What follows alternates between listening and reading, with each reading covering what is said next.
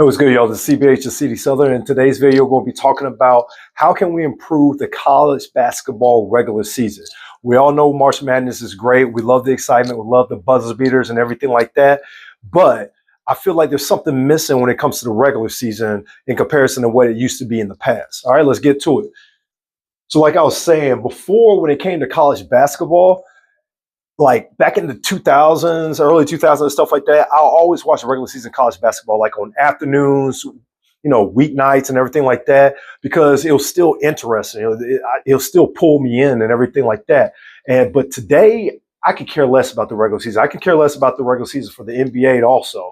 But we're focused on college basketball today. And the only time people really pay attention to college basketball nowadays is when March comes around.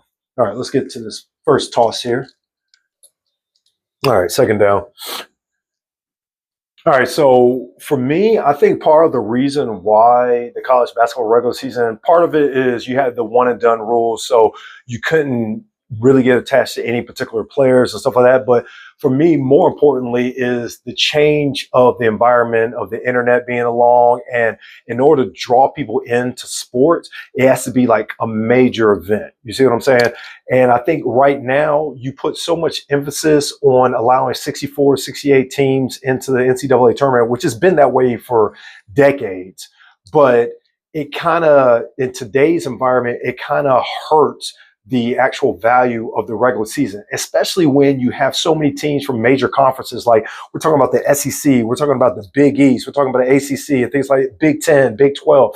So many of those teams make it to the tournament that their regular seasons, especially their conference seasons, almost do not matter. Like last year, the SEC put 14 out of their 16 teams into the NCAA playoffs. So it's like, okay, what's the point of us playing regular season games if all but two of your teams are going to make it into the NCAA tournament? And another thing about it is for the smaller schools, not one of the Power Five school or Power Five conferences, I should say, their regular season is almost pointless too, because in order to make the NCAA tournament, you have to win your conference tournament. So even if you end up being the best team during the regular season, even if you are actually the best team in your conference, if you come from a small conference, if you don't win your tournament, your conference tournament, you're not even going to make it into the NCAA, the big dance. Now, the thing about college football, though, is the fact that you are able to, they have fewer games. So you still have a lot of value when it comes, even though they have 12 teams make the playoffs in college football right now, and they're thinking about expanding it again. But it's still, you have a certain amount of value in your regular season because they only play about 12 games during the regular season. So you can actually keep a smidge of value there. But when it comes to college basketball, you have 30 plus games. So that heightened value of winning and losing each game is not the same. And then once again, you have 64, 68 teams that are going to make it into the big dance. All right, so one of the first things I would do to increase the value of the college basketball regular season is, instead of awarding who goes to the big dance, the actual NCAA tournament, based off of who wins your conference tournament, do it based off of who's the best team during the regular season in your conference regular season. So this means for the smaller conferences, if you win that regular season, you're going to the big dance no matter what, regardless of what you do in the conference tournament. This places more value on your regular season performance, which to me, that's a bigger reflection of who the actual best teams are in comparison to getting hot during your conference tournament. Because teams get hot during the conference tournament, and you could be like a 4, 5, 6 seed, and all of a sudden you string off a series of victories in your conference tournament, and you steal a bid from whoever was actually the best team. And also you can have an off shooting night. You can get into foul trouble in one game. So you can have an off night and lose a single game in the conference tournament, even though you're actually the best team in your conference. Now, when it comes to larger conferences, let's say you win your regular season tournament in the SEC, and you're like, okay, so what's the point of even competing in the conference tournament or even doing one in the conference tournament? Well, let's say that if you're highly ranked, you win your regular season You win your regular season, and then let's say now your conference tournament, in order to guarantee yourself a number one seed overall, like we're talking about one of the top four number one seeds, then you have a better chance of getting a number one seed if you also win your conference tournament. So when you're winning your conference regular season is one thing, but then winning your conference tournament allows you to have a better chance of getting the number one seed. And then for all the other teams also, the better you perform in your conference tournament, maybe it bumps you up when it comes to if you're on the bubble or if you're already in the tournament and giving you just slightly a better seed to compete in the big dance.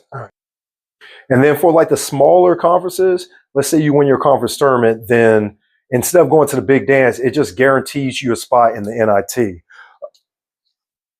rather than guaranteeing you a spot in the NCAA tournament. And now you're like, okay, that takes away from the value of the conference tournaments a little bit.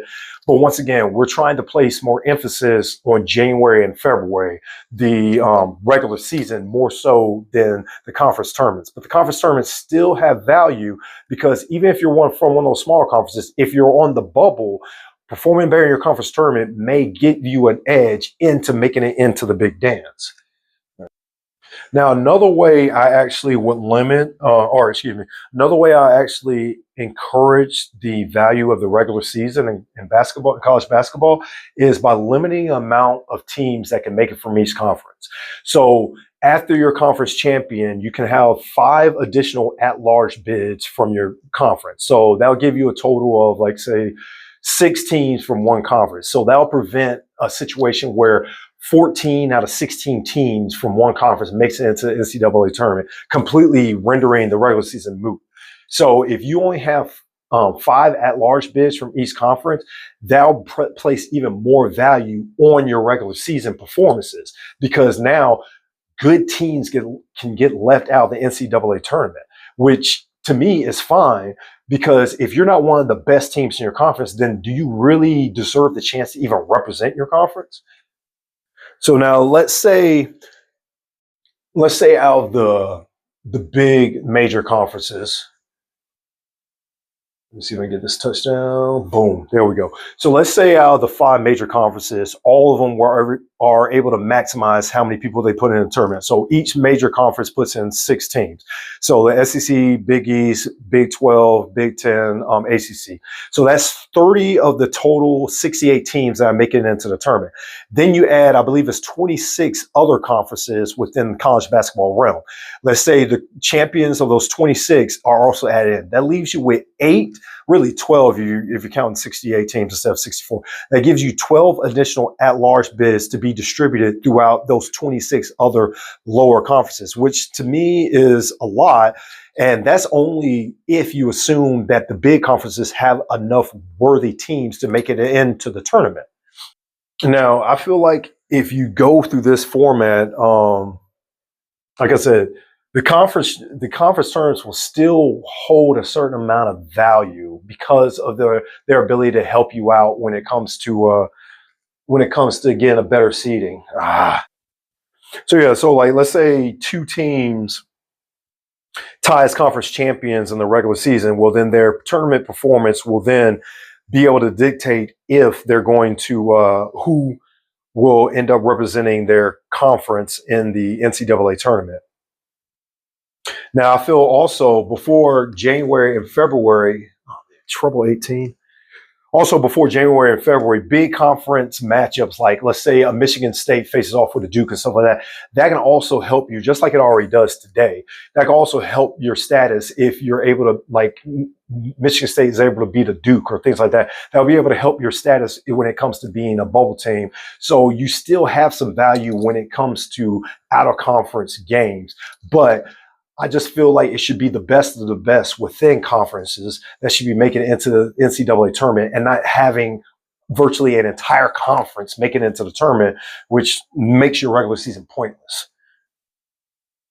Now, some of the problems with this issue is larger conferences are not going to like having their bids capped, which is understandable.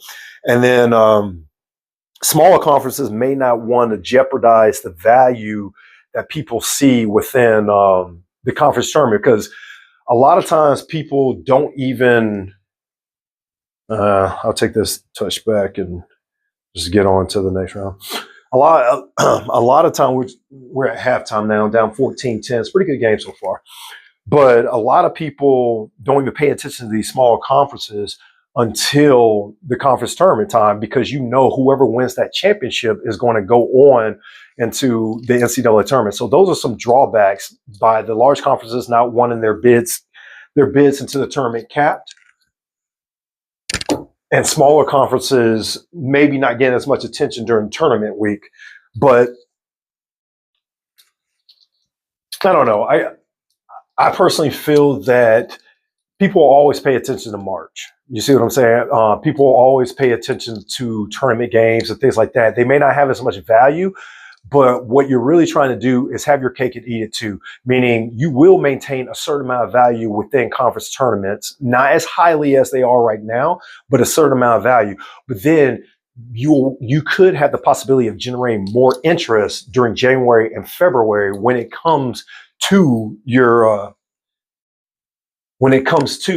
conference and the regular season. If you are one of those smaller teams, do you really want your entire season, if you won your regular season, your conference regular season, do you really want your entire season to come down to 1 week when you've obviously performed better than everyone else during the regular season? I don't know. Also, I feel like you have a better chance to generate interest during January and February, because those are the slower periods of the sports calendar in America. No, we're not January or early February, because you still got the NFL playoffs going on, but nothing else. You're not really competing with anything else of true significance, because the NHL and the NBA regular seasons are so long that they don't generate a lot of too much interest when it comes to that, because of the lack of value within those games, because there's just so many, and then both those leagues allow like half their teams into the playoffs. So they kind of have a similar problem as college basketball does. But like I said, if you can make January and February, which is where the majority of conference games take place, if you can heighten the awareness of that time period within the college basketball calendar, then that can just flow right into championship week, and then go right into March Madness, which you will never be able to take away from the excitement of March Madness. It's just incredible. It's just great. But yeah, so that's just my 2 cents on a way you can improve the college basketball regular season. And yeah, like I said, just come on. But yeah, like I said, I hope you enjoyed this video. You can continue watching and see if I can beat the computer right here if you're watching the topic version of this video. I'm going to go for that.